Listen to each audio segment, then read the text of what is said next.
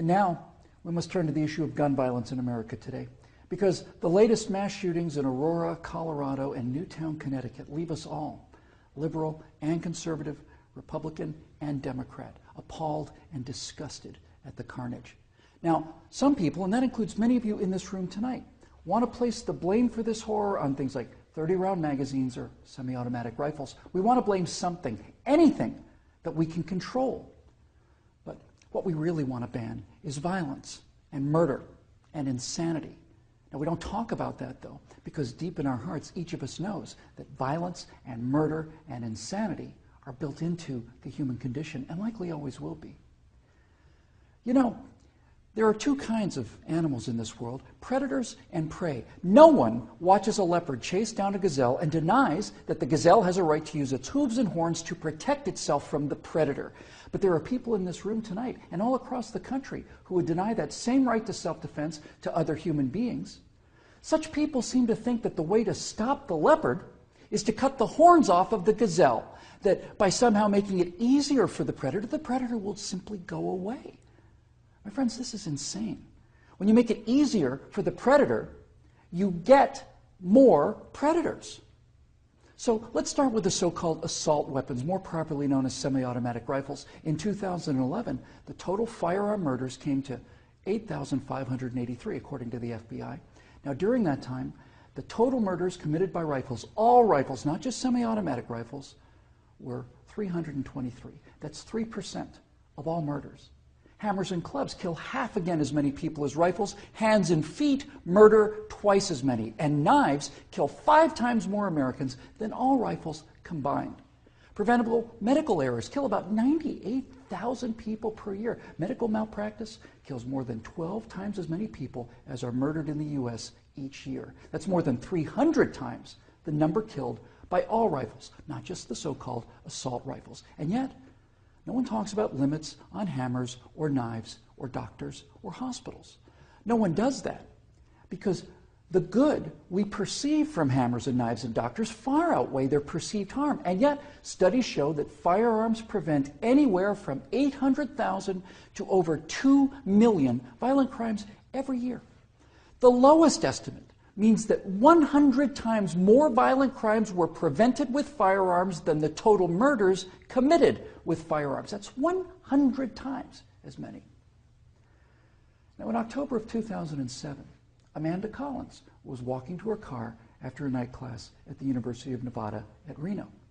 Amanda had a concealed carry permit for her 9mm Glock that she carried for self-defense. Unfortunately for Amanda, UNR is, like most college campuses, a gun-free zone. So, like the law-abiding citizen that she is, she did not have her gun with her in this gun-free zone when she was attacked by James Bila.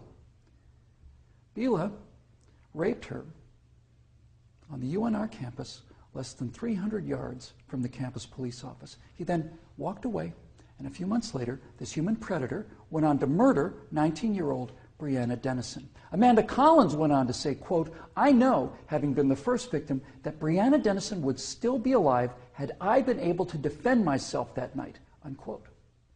Therefore, I am directing the virtual Attorney General to aggressively challenge any gun control laws that violate Amanda Collins' right not to be raped and Breonna Dennison's right not to be murdered. You're not forced to abandon your First Amendment right when you enter Chicago or New York, or your Fifth Amendment rights when you walk onto a college campus. As virtual president, I will veto on the spot, without hesitation, but with a great deal of pleasure, any and all attempts to destroy any of the Bill of Rights, of the Constitution of the United States of America. Because, when it's all said and done, the Second Amendment to the Constitution is not there to protect us against criminals, and the people calling for gun control know this. That's why they want gun control instead of crime control. That's why they want laws that, at the stroke of a pen, turn law-abiding citizens into criminals. The Second Amendment is there to protect the American people from tyranny. The Second Amendment is there to protect the American people from politicians. The Second Amendment is there to protect the American people from us. Now, Some politicians claim America deserves a vote on this issue. Okay, let's have a vote. Those of you advocating infringement on the right of the people to keep and bear arms need to go to the American people with the 28th Amendment, which would simply read, the Second Amendment to the Constitution is hereby repealed. That would, for the first time, give you the legal authority to do what you have been doing and what you are trying to do now in direct violation of your oath of office to defend the entire Constitution of the United States, not just the parts you happen to approve of.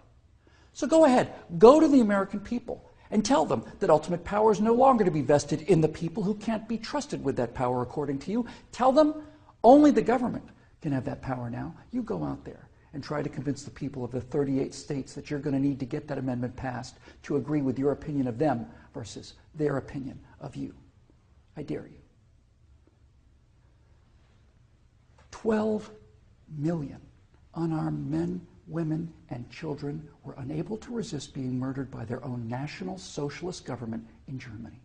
Perhaps 50 million unarmed men, women, and children were murdered by their own Union of Soviet Socialist Republics.